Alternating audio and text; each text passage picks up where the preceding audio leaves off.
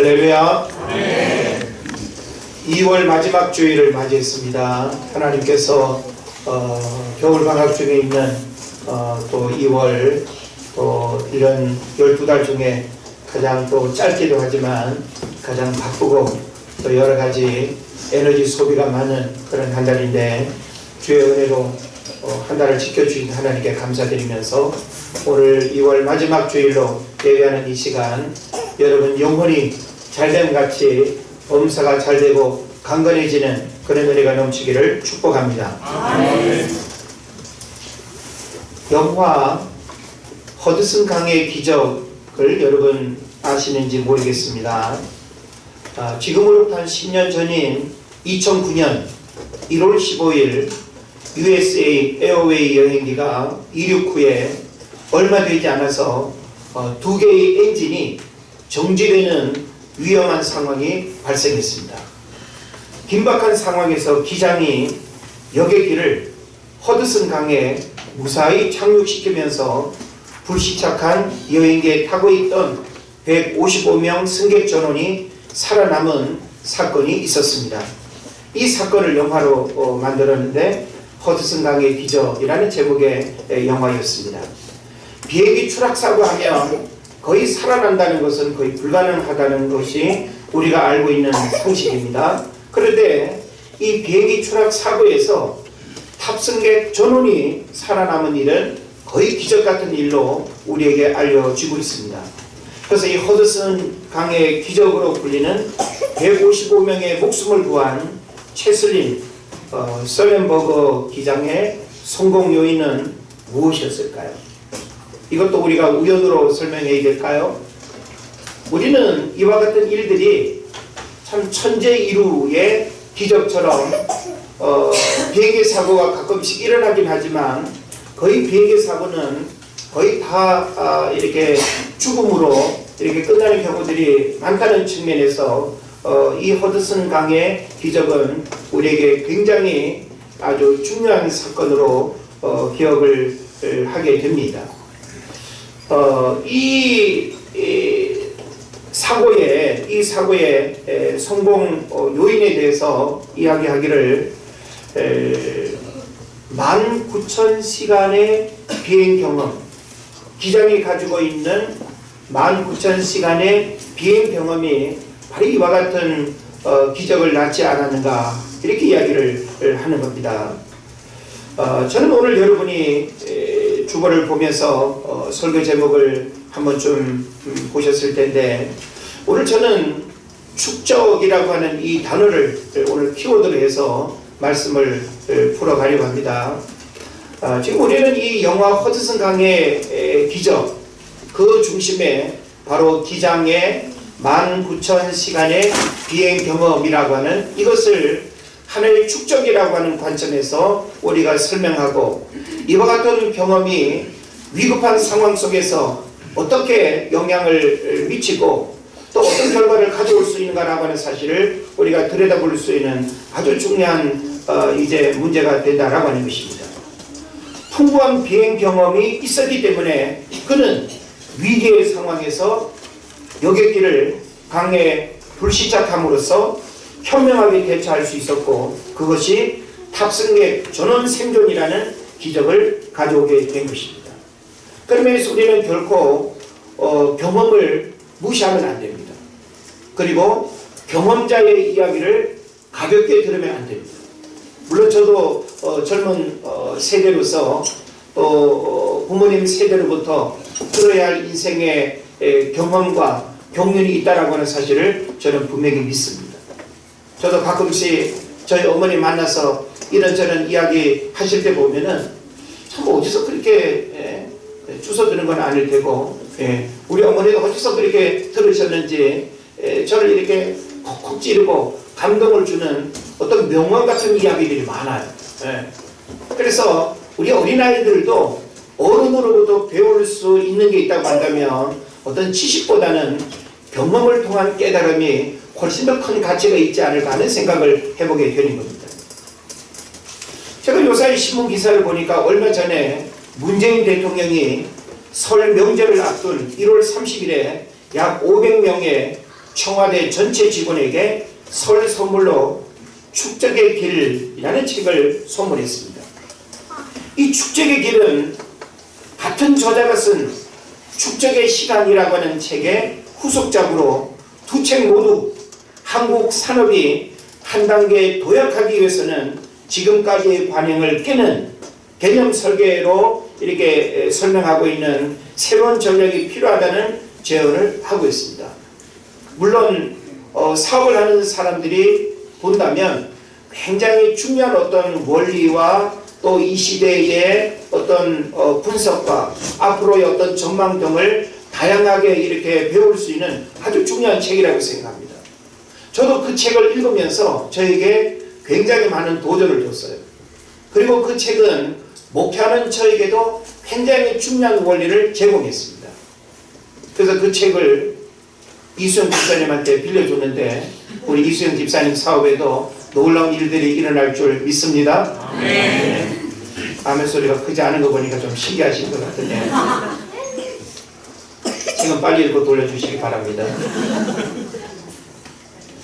예, 우리가 좋은 영화, 좋은 책, 좋은 경험 나누는 것은 배가 되고 서로에게 대단히 유익한 정보가 될 것입니다.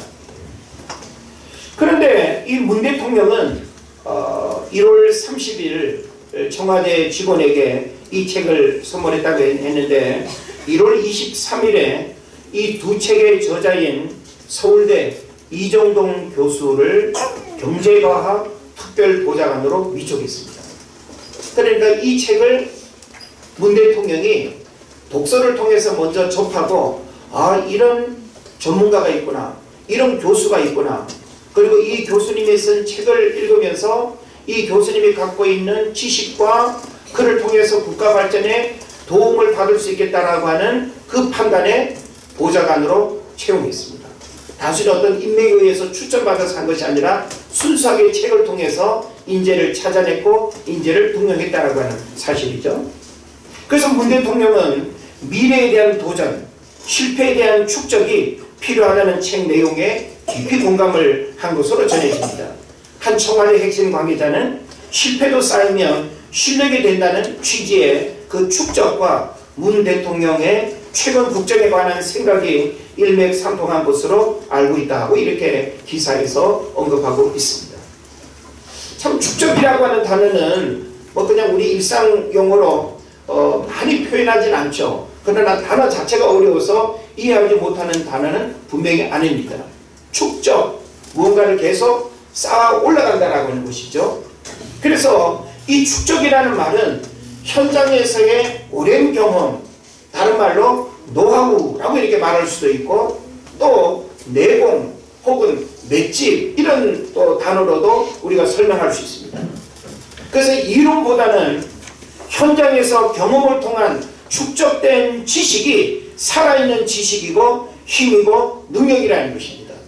그래서 우리는 이론과 실제라고 하는 학교에서의 어떤 지식만이 우리에게 중요한 것이 아니라 현장에 대한 이해와 현장에 대한 어떤 경험이 부족하게 되면 책상에서 배운 그 지식은 사실 10분 활용하기가 어려운 그런 문제들이 있기도 합니다.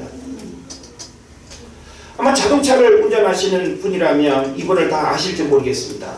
우리나라에서 자동차 명장으로 불리는 아마 인천 연수구 어디인가에서 아마 이제 그 공업사를 이렇게 실제 운영을 하시는 분인데 박병일 저는 아닙니다. 저랑 비슷한 이름이 박병일 명장으로 불리죠. 그래서 이분은 엔진 소리만 이렇게 듣고도 이 차의 상태를 다 알아요. 뭐가 문제가 있는지 또 어떤 고장이 날 수 있는지 연식에 비해서 이 차가 가지고 있는 성능과 그런 문제들을 판단을 한단 말이죠. 자, 그럼 우리는 명장으로 불려지는 이번에 이와 같은 능력이 공부를 많이 해서 그럴까요? 제가 아는 바로 그분은 그렇게 공부를 많이 한 분이 아닙니다. 진짜 어린 나이에 흔히 이야기하는 기름때에 묻혀가며 현장에서 자동차에 관한 한 모든 어떤 기술들을 어려서부터 어떻게 한 거예요? 축적한 거죠.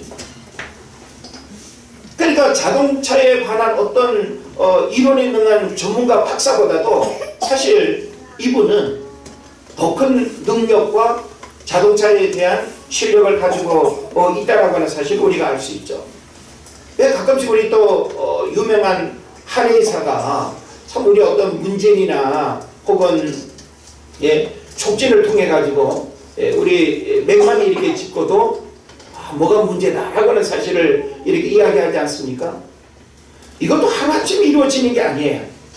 우리는 맥박을 느낄 수는 있지만 요 맥박의 강도와 이 맥박을 통해 가지고 그 사람의 질병을 찾아낼 수 있습니까? 이걸 이론으로 배운다고 해가지고 하루아침에 이게 이루어질 수 있겠냐는 것이죠. 분명히 안 되는 그런 문제입니다. 또 유럽이나 일본에서 가옥으로 이어지는 수백 년 전통의 어떤 장인의 기술이라든지 어떤 음식을 우리가 이렇게 보게 되면은 먹고 싶고 비싸도 가보고 싶은 그런 마음을 우리가 갖게 되죠. 그것은 결코 하루아침에 이루어진 기술이나 맛이 아니기 때문에 오랜 시간 동안 그 가문과 가업을 통해서 이어져 오는 감히 레시피만 가지고 흉내낼 수 없는 그런 어떤 기술과 맛이 분명히 있다라고 하는 사실이죠. 창의적인 아이디어나 신지식보다는 축적된 지식과 정보가 더 가치 있다고 말하고 있는 것입니다. 제가 여러분에게 한번 질문해 볼까요? 자, 그러면 이와 같은 축적 속에는 성공적인 게 더 많을까요? 실패한 일이 더 많을까요? 어쩜 그렇게 똑똑하시죠? 예. 우리가 축적이라고 하는 이 문제를 들여다보면 이 축적 안에는 성공했던 이야기들보다는 실패했던 이야기, 시행착오를 경험하고 포기하고 싶었고 그야말로 때려치고 싶었고 그냥 모든 것들을 다 그냥 잃어버리고 엄청난 상처와 아픔을 겪으면서 이겨냈던 그 모든 세월의 진한 감정과 감동과 아픔과 고통, 이 모든 것들이 어우러진 것이 바로 축적이다라고 이렇게 말할 수 있습니다. 그래서 실패는 성공의 어머니라는 말이 있기도 합니다. 실패를 두려워하면 안 됩니다. 음식의 깊은 맛도 축적이 필요하다라고 하는 사실을 우리가 알게 되는 것이죠. 저도 음식을 요리하는 걸 이렇게 좋아해서 뭐 이것도 만들어보고 저것도 만들어보고 이렇게 해보긴 합니다만은 그냥 제가 먹을 만한 맛을 만들어내긴 해요. 예. 얼마 전에는 라면 강정을 만들었는데 맛보신 분들 괜찮았죠? 예. 그런데 오랜 세월 강정을 만든 사람의 그 축적된 기술과 제가 흉내내는 그 맛하고는 비교할 수가 없겠죠. 예. 그런 면에서 뭐든지 이 축적이라고 하는 것은 하루아침에 이루어지는 것이 아니고 그 축적된 기술과 그 축적된 그 무언가는 바로 영향력의 문제와도 일맥상통한다라고 하는 사실을 알아야 되는 것입니다. 청년에게는 젊음의 열정이 장점일 것이지만 노인에게는 인생의 경험이 큰 장점이 될 것입니다. 저도 돌아가신 아버지를 생각하면 좀 살아생전에 더 많이 좀 들었을 걸. 좀 이런 것도 물어보고 저런 것도 물어보면서 당신이 살아온 세월 속에서 더 많은 것들을 들었더라면 하는 그런 마음을 갖습니다. 그러니까 경험은 돈 주고 살 수 있는 게 아니에요. 부모님의 오랜 세월을 경험하면서 그 자녀에게 전해줄 수 있는 그 축적된 어떤 삶의 교훈은 바로 얼마나 큰 축복이 되는지 모릅니다. 예? 새로운 아이디어가 부족해서 어려움을 겪는 것이 아니라 축적된 기술과 경험에서 현실의 장애물을 돌파해 나가는 문제 해결의 능력과 비결이 숨어 있다고 하는 것을 우리에게 가르쳐주고 있습니다. 그래서 오늘 저는 여러분에게 이와 같은 축적의 문제들을 폭넓게 설명하고 이해를 하면서 우리의 신앙에도 축적이 필요하다는 겁니다. 이에 조금 우리의 신앙적인 문제와 더불어서 오늘 본론의 말씀을 우리가 좀 들어가기를 원하는데요. 신앙의 축적이 필요하다는 것 여러분 공감하시나요? 한번 따라합시다. 신앙의 축적. 신앙의 축적. 네. 축적된 신앙이 하나님을 신실하게 섬기고 믿음의 명문 가정을 이루어가게 되는 것입니다. 하나님의 은혜를 얼마나 경험하고 훈련하며 살아가느냐에 따라서 위기에 능히 대응할 수 있는지가 달라질 수도 있는 것입니다. 그러면서 저는 여러분에게, 여러분이 자녀에게, 여러분이 누군가에게 가르치고 전수해 줄 수 있는 이 노하우로서의 신앙의 축적이 과연 있습니까? 우리는 신앙의 축적이 우리 안에 있어야 돼요. 신앙의 축적이라고 하는 것은 단순히 내가 과거에 무엇을 했다라고 하는 이야기의 차원이 아닙니다. 그 축적이 오늘 우리의 삶에 미치는 영향력, 그 축적이 오늘의 장애물을 해결하고 극복해 나가는 열쇠로서의 그 신앙의 축적이 우리에게 있어야 된다는 거예요. 나 그냥 교회 오랫동안 다녀왔어. 이거는 축적이 아닙니다. 나는 몇 대째 가문의 신앙을 이어가고 있어. 이거는 신앙의 축적이 아닙니다. 그거는 그냥 신앙의 연수에 불과한 것이죠. 그래서 오늘 저는 여러분에게 신앙의 축적이 있는가라고 하는 이 질문 앞에서 여러분이 자문자답 해봤으면 좋겠습니다. 신앙의 연륜은 축적을 의미합니다. 내가 신앙생활을 몇 년 했어라고 하는 것은 우리가 객관적으로 저 사람 신앙생활을 저렇게 오래 했기 때문에 무언가가 있겠다라고 하는 사실을 우리가 생각할 수 있는 거죠. 내가 교회 다닌 지 1년, 2년밖에 안 되는 사람에게서 우리는 신앙의 어떤 축적을 생각하기가 쉽지 않습니다. 그러나 어렸을 때부터 교회를 다녔고 신앙생활 30년, 40년 했다라고 할 때 그 신앙의 그 연륜이 갖고 있는 그 축적을 우리가 생각하게 된다는 사실이죠. 또 직분도 체험적 축적을 의미합니다. 우리가 어떤 직분을 갖게 되면 그 직분을 바라볼 때 생각할 수 있는 축적이 있습니다. 장로님이기 때문에 장로님이 되기까지의 그 신앙의 여정 속에서 경험되어진 그 직분의 경험적 축적을 우리가 생각할 수 있는 것이죠. 우리 교회 안에 7명의 권사님들이 계십니다. 권사님은 단순한 계급이 아니에요. 체험적 신앙의 축적을 교회 공동체가 인정하고 하나님께서 여러분을 세우신 거예요. 그런 면에서 우리에게 주어진 이 축적은 하나님을 위해서 드려져야 하는 신앙 고백으로서 대단히 중요한 신앙의 자산인 것입니다. 그리고 이것은 축복의 통로로 하나님 앞에 쓰임받아야 되는 것입니다. 그래서 이 신앙의 연륜은 축적을 의미하고 직분도 체험적 축적을 의미한다라고 하는 사실을 잘 깨달아야 되는 것이죠.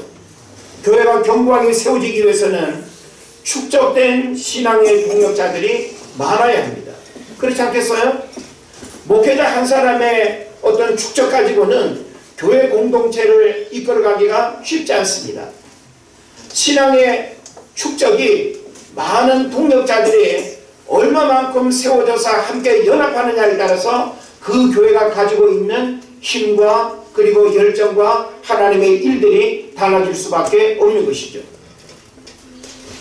함께 신앙의 희노애락을 경험하고 개척교회의 서러움과 어려움과 고통을 함께 경험하며 영혼의 소중함을 알고 교회를 섬기는 성도들은 교회를 사랑하는 마음이 남다르고 헌신의 깊이도 다를 수밖에 없는 것입니다. 그래서 오늘 성경 본문을 좀 이렇게 주목을 해보면요, 야고보서 1장 2절 4절이죠. 우리가 잘 아는 말씀입니다. 내 형제들아, 너희가 여러 가지 시험을 만나거든 온전히 기쁘게 여기라. 이는 너희 믿음의 시련이 인내를 만들어내는 줄 너희가 알미라. 인내를 온전히 이루라. 이는 너희로 온전하고 구비하여 조금도 부족함이 없게 하려 함이라. 저는 말씀을 준비하면서 이 축적이라고 하는 단어가 성경 본문 어디에서 가장 적절하게 활용될 수 있을까라고 하는 사실을 고민하면서 성경을 살펴봤을 때 오늘 이 본문에서 굉장히 중요한 축적의 원리와 교훈이 담겨져 있습니다. 다시 말하면 오늘 여기 2절로 4절에서 인내라고 하는 단어가 여러 번 나오죠. 이 인내라고 하는 단어를 무엇으로 바꿀 수 있는가 하면 축적이라고 하는 단어로 딱 바꾸면 이 2절로 4절의 메시지가 우리에게 굉장히 중요한 깨달음을 줍니다. 제가 한번 바꿔서 한번 읽어볼게요. 내 형제들아, 너희가 여러가지 시험을 만나거든 온전히 기쁘게 여기라. 이는 너희 믿음의 시련이 뭐를 만들어내는 줄? 축적을 만들어내는 줄 너희가 알미라. 축적을 온전히 이루라. 축적은 너희로 온전하고 구비하여 조금도 부족함이 없게 하려 합니다. 할렐루야. 네, 딱 맞죠? 예? 이건 어느 목사님도 이렇게 대입해서 말하시는 분이 아무도 없을 것 같아요. 예. 인내라고 하는 단어를 축적이라는 단어로 딱 바꾸어도 너무너무 적절하게 맞습니다. 그러면서 이 본문의 말씀을 축적이라고 하는 키워드를 통해서 굉장히 중요한 깨달음으로 우리가 만날 수가 있다는 하는 사실이죠. 그래서 인내라는 단어를 축적으로 바꿔도 너무나 적절한 말씀이 되는데, 인내의 축적이 무엇을 가져오는가? 이걸 오늘 우리가 성경에서 살펴봤으면 좋겠습니다. 자, 인내의 축적이 무엇을 가져오는가 하면, 믿음의 시련은 신앙을 축적시킨다는 거예요. 따라합시다. 믿음의 시련은 신앙을 축적시킨다. 예. 그렇게 깨달으시지 않나요? 자, 우리가 믿음 생활 속에서 내가 믿음을 지키는 것 때문에, 내가 믿음을 고백하는 것 때문에 우리가 많은 시련을 겪게 되잖아요. 근데 그 믿음의 시련은 뭐를 축적시킨다? 우리의 신앙을 축적시키는 열쇠가 된다는 거예요. 예? 그런데 또 한 가지, 인내를 온전히 이루라 그랬죠? 이것은 축적을 온전히 이루라 라고 하는 말로 바꿀 수 있습니다.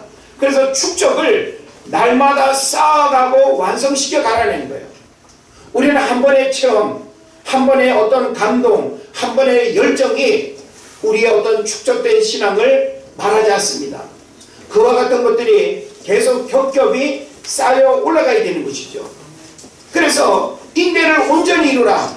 이 얘기는 바로 뭔가 하면, 축적이라고 하는 이것을 일시적인 어떤 한 번의 사건이나 일들로 그냥 끝내버리지 말고, 매일매일 우리가 신앙생활 속에 찾아오는 이 축적의 문제들을 계속 그 위에 하나를 더 올리고 더 올리는 이와 같은 그 연장선상으로 우리가 만들어가야 된다는 것입니다. 그래서 축적을 날마다 쌓아가고 완성시켜가라. 이것이 바로 오늘 본문에서 주는 아주 중요한 가르침입니다. 그리고 이는 너희로 라고 했죠. 이것은 바로 축적은 부족함이 없는 결과와 평통함의 비결이 된다는 거예요. 그래서 오늘 여기 2절로 4절에 보면 인내를 온전히 이루라. 이 온전히 이루는 인내는 너희로 온전하고 구비하여 조금 더 부족함이 없게 한다라고 이렇게 말씀하고 있습니다. 그런 면에서 바로 이 축적은 부족함이 없는 결과와 평통함의 비결이 된다라고 하는 말로 바꿀 수가 있는 거예요.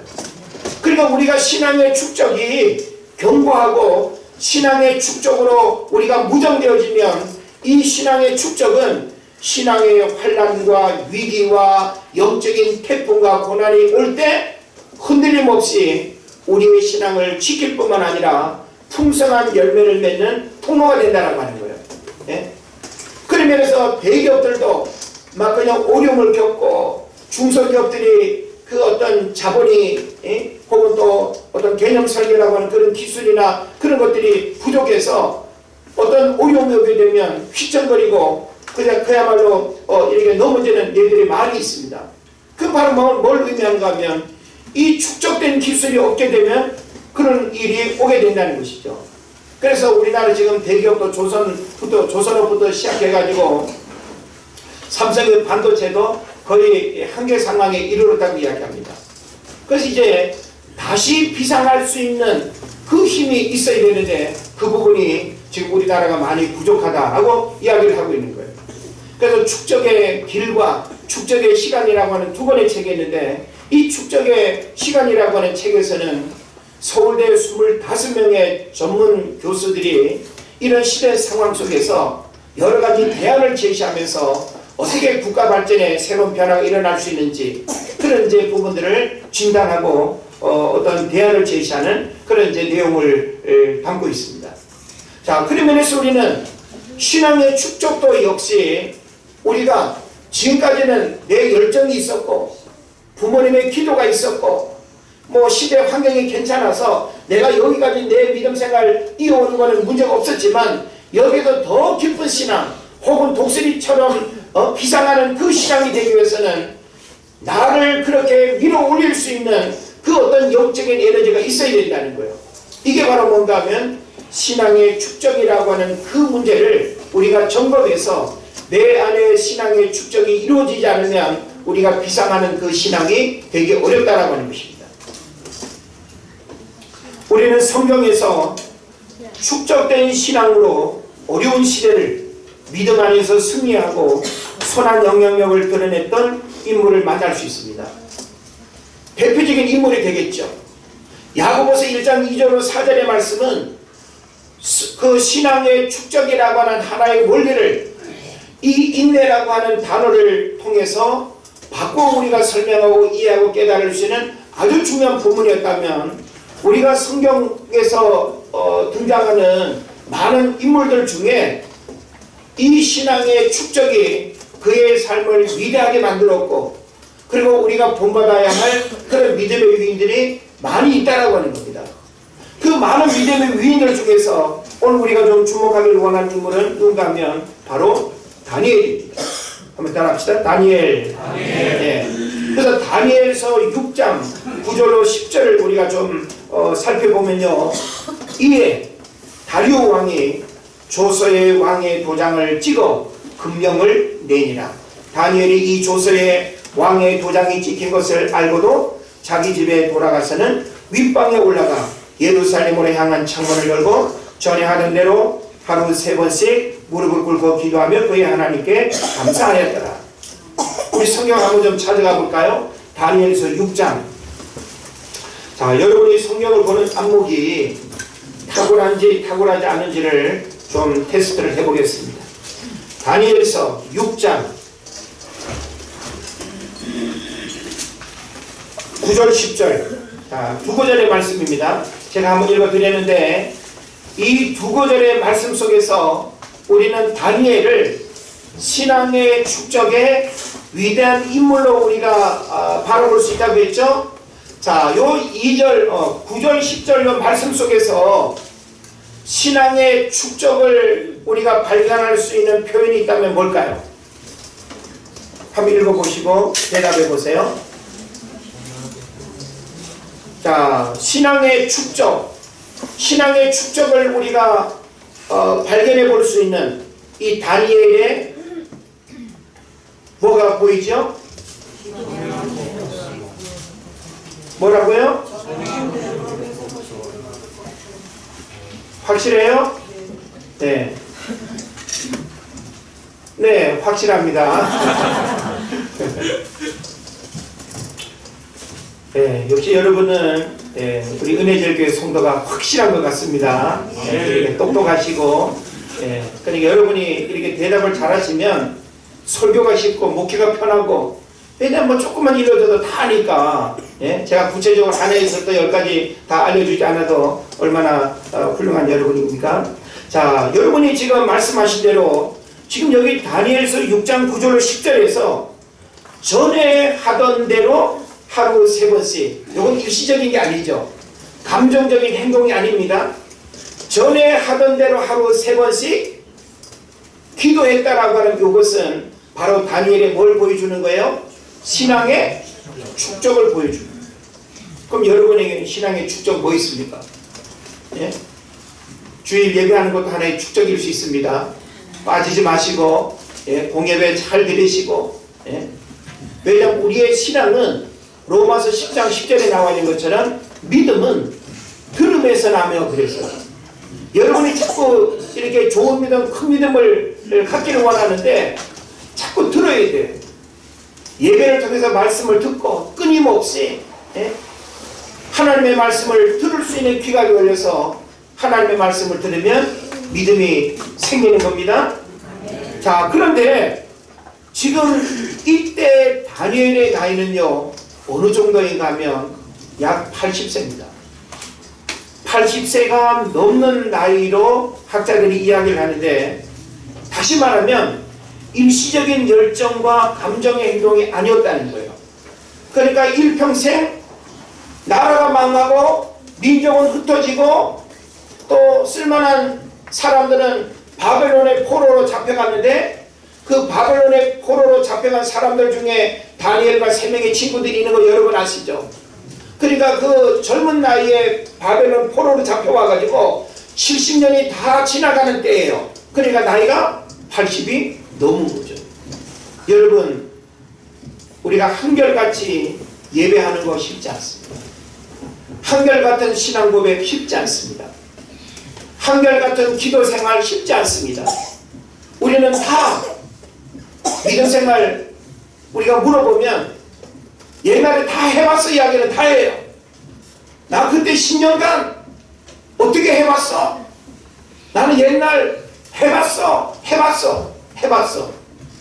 근데 지금은 안 하고 있다는 거죠. 우리는 과거에 해봤어 신앙으로 오늘의 자신의 가치를 인정받으려고 하고 드러내려고 해서는 안 되는 겁니다. 과거에 해본 것은 과거의 한 시간으로 끝난 거예요. 중요한 것은 우리의 신앙은 현재 진행형으로 하나님 앞에 고백되어져야 하고 인정받아져야 된다는 것입니다.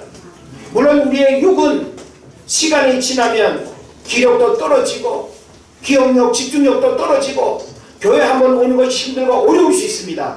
그러나 하나님께서 우리에게 부어주시는 은혜, 하나님을 향한 우리의 마음과 신앙 고백은 결코 변질되어서는 안 되는 것입니다.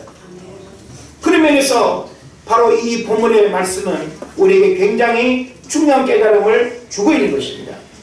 그래서 다니엘에게서 우리가 배울 수 있는 신앙의 축적이 몇 가지가 있는데, 그것을 여러분이 신앙의 축적의 도전으로 받아들이시고 여러분이 지금까지 내가 자랑할 수 있는, 고백할 수 있는 신앙의 축적이 부족하다면 이 다니엘을 통해서 우리가 깨달은 이 신앙의 축적이 지금으로부터 계속 축적되어지는 이런 은혜의 역사들이 있기를 바랍니다. 자, 그러면 다니엘은 거의 바벨론 포로 70년이 다 끝나가는 시간 속에, 그 여정 속에서 그는 전에 하던 대로 하루에 3번씩 예루살렘을 향하여 창문을 열고 2가지의 중요한 신앙의 모습을 우리에게 보여주고 있습니다. 그 하나는 뭔가 하면 기도입니다. 따라합시다. 기도의 축적. 기도의 축적이 여러분 있으신가요? 저는 정말 여러분에게 묻고 싶어요. 우리는 기도의 축적이 하나님 앞에 있어야 됩니다. 그래서 기도의 깊이도 있어야 되고, 기도의 내용도 달라야 되고, 기도의 체험도 달라야 되고, 기도의 능력도 달라야 됩니다.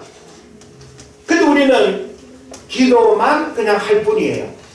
기도의 축적이라고 하는 측면에서 우리의 기도를 하나님 앞에 탁월하게 드러내고, 내가 전에는 기도하는 것도 너무 힘들었고, 기도도 도둑거렸고, 기도도 그냥 3분 5분 하면 끝났는데, 기도의 축적을 통해서 1시간 기도하는 건 일도 아니고, 나 자신의 문제만 가지고 기도할 뿐만 아니라 내 이웃과 이 나라와 민족을 위해서 기도하는 기도의 분량과 기도의 폭이 달라지는 이런 기도의 축적이 우리에게 있어야 된다는 거예요. 기도의 능력도 우리에게 경험되어야 됩니다. 오늘날 많은 사람들이 기도만 할 뿐이지 기도가 기도에 머물고 기도의 그 축적된 능력과 경험을 우리가 하지 못한다고 한다면 우리의 기도는 너무나 안타까운 영적인 유아 수준에 머물리는 그 기도를 하게 되는 것입니다. 하나님은 우리에게 기도를 가르쳐 주셨어요. 가장 기본적인 기도가 샘플로서 주기도문이고, 주기도문은 여러분 단순한 고백이 아닙니다. 여러분이 정말 믿음으로 다른 어떤 일체의 말을 이렇게 하지 않고 주기도문만 반복해서 우리가 고백해도요, 그 주기도문의 기도에 엄청난 능력과 확신과 믿음이 우리 안에 뜨겁게 일어납니다. 그 주기도문의 말씀의 의미들을 깊이 깨닫고 고백하기만 하면, 예수님이 가르쳐주신 그 기도의 능력과 은혜를 체험하기만 하면 그 고백만으로도 우리에게 큰 능력이 나타난다는 거예요. 그러면 우리는 이 기도의 축적, 그래서 다니엘을 시험하여 함정에 빠뜨리려 할 때 다니엘의 상대는 사람이 아니었습니다. 그를 죽이려고 하고 풀무불에 던지려고 하고 사다불에 던지려고 하고 금시장 앞에 절하려고 하는 그 모함을 하게 될 때 자기에게 주어진 권력과 인간적인 방법으로 그 문제를 대항하려고 하지 않았다는 것입니다. 다니엘은 기도의 축적에 능력이 있었어요. 기도의 축적에 능력과 확신이 있었어요. 그래서 그를 괴롭히고 핍박하고 시험에 들게 하고 어려움을 주는 그 사람들을 상대하지 아니하고 그런 위기가 찾아올 때마다 다니엘은 하나님을 향하여 무릎 꿇고 하나님 앞에 나갔습니다. 여러분 가정의 일들을 하나님께 맡기고 기도하십니까? 중요한 인생의 문제들, 자녀를 위해서 기도해야 하고 현실의 문제를 가지고 기도해야 하는 일에 있어서 우리는 축적된 기도로 하나님 앞에 나아갈 수 있어야 됩니다. 단순히 그냥 그때그때 문제 해결의 수단으로만 기도하는 것은 너무나 안타깝고 어리석은 기도입니다. 하나님은 우리에게 그런 기도를 요구하지 않습니다. 시편 55편 16절 17절에 보면 나는 하나님께 부르짖으리니 여호와께서 나를 구원하시리로다. 저녁과 아침과 정오에 내가 근심하여 탄식하리니 여호와께서 내 소리를 들으시리로다. 디모데전서 2장 8절에 그러므로 각처에서 남자들이 분노와 다툼이 없이 거룩한 손을 들어 기도하기를 원하노라. 하나님은 우리가 기도하기를 원하십니다. 여러분 있는 곳에서 다 기도할 수 있죠? 그래서 기도의 자리에 안 나오십니까? 하나님 함께 연합하여 기도하기를 원하고 함께 연합하여 기도의 능력을 경험하기를 원하는데 우리는 편안한 육신의 자리에서 기도해야 되는데 라고 하는 생각을 가지고 있는데 그 자리를 떨쳐서 주 앞에 나오는 일에 게으릅니다. 여러가지 이유와 변명도 많습니다. 하나님이 베푸시는 그 기사와 이적은 우연히 편안한 안방에서 이루어지지 않습니다.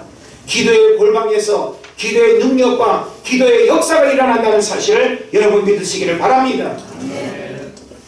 그러면서 저는 여러분에게 기도의 축적이라고 하는 이 문제 앞에서 우리가 생각해야 할 중요한 원리를 말씀드리고 싶습니다.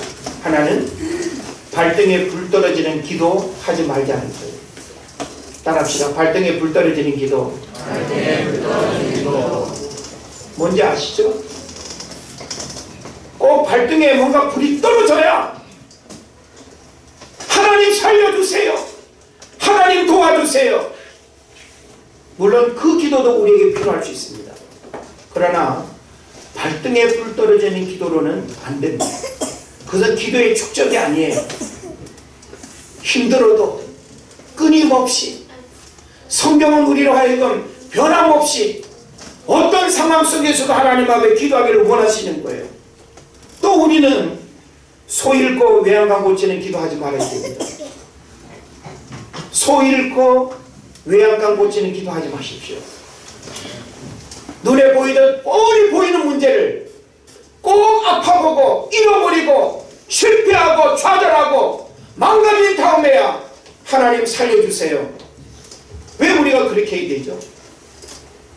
하나님은 우리로 하여금 성견지명의 기도를 원하십니다. 이것은 하나님의 뜻을 알고 성령 안에서 무시로 깨어 기도하는 것을 말합니다. 또 하나님은 유비무환의 기도를 우리에게 원하십니다. 유비무환이 뭐죠? 쫓아가는 기도가 아니라 앞서가는 기도입니다. 우리는 쫓아가는 기도하면 안 돼요. 모든 일들이 그냥 벌어진 다음에 수습하기 위해서 하나님 앞에 도움 달라고 기도하는 기도가 아니라 앞서가는 기도를 하십시오. 아이들의 미래를 위해서 기도하십시오. 장성한 자녀들을 위해서 부모의 기도는 반드시 필요합니다. 부모의 기도는 자식이 망하게 하는 법이 없습니다. 그리고 또한 우리는 개인적인 기도 깊어지지 않습니다. 개인의 문제만 가지고 우리가 기도하면 깊은 기도의 은혜들을 경험할 수가 없습니다. 그런 개인적인 기도에 머물지 말고 타인을 위한 기도, 깊은 기도 훈련을 할 수 있는 이런 성숙이 또 우리에게 있어야 할 것입니다. 그래서 오늘 우리는 이 다니엘을 통해서 기도의 축적이 얼마나 중요한가라고 하는 사실, 나는 왜 이런 기도의 축적을 오랜 시간 동안 쌓아오지 못했는가? 그냥 발등에 불이 떨어졌을 때만 기도하고 소잃고 외양간 고치는 기도에 머물렀던 이 기도 생활로부터 여러분이 더우면 더워도 추우면 추워도 정말 여러분의 병원에 입원하는 상황이 아니라고 한다면 저는 여러분의 열정과 성실함을 하나님 앞에 드러내 보였으면 좋겠어요. 너무나 많은 핑계와 변명 속에서 우리의 기도 생활을 게으름 가운데 방치하지 마시고 여러분이 뜻을 품고 하나님 앞에 기도하고 기도의 축적은 바로 놀라운 결과를 가져온다는 사실을 믿으시길 바랍니다. 그다음에 또 한 가지 우리가 성경을 보게 되면 이 다니엘은 본문에서 기도와 감사를 고백하고 있습니다. 전에 하던 대로 기도와 감사를 동일하게 고백하고 있습니다. 우리의 감사 너무나 인색합니다. 여러분 주일에 와서 하나님 예배할 때 감사하시나요? 그냥 주일원금이 감사원금인가요? 우리는 구체적으로 하나님 앞에 지난 한 주간에 대한 우리의 신앙 고백과 우리의 삶을 돌아보면서 구체적인 감사의 고백을 담은 예물을 하나님 앞에 드릴 수 있어야 됩니다. 감사가 고백되어져야 합니다. 성경은 우리로 하여금 감사하는 삶에 부어주시는 그 약속을 우리에게 하고 있는 것입니다. 부분적이고 일시적인 감사가 아니라 범사에 감사하는 신앙 고백이 있어야 하고 이벤트성 감사가 아니라 신앙 고백적 감사가 있어야 됩니다. 진정한 감사는 축복의 통로가 된다는 사실을 알아야 됩니다. 왜? 하나님을 인정하는 것이기 때문에 감사하는 자의 삶에 하나님이 부으시는 은혜가 있는 거예요. 네. 생일날 감사하는 거 필요합니다. 결혼기념일날 하나님 앞에 감사하는 거 필요합니다.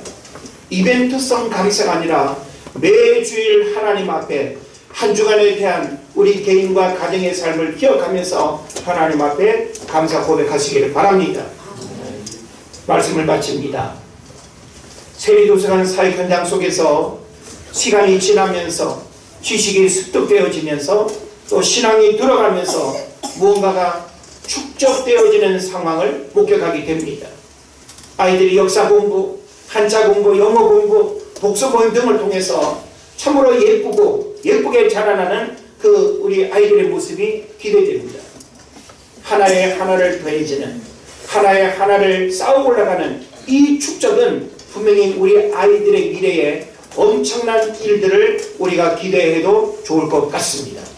주일학교의 신앙이 소중하고 무서운 것도 인생을 놓고 보면 축적된 신앙 때문입니다.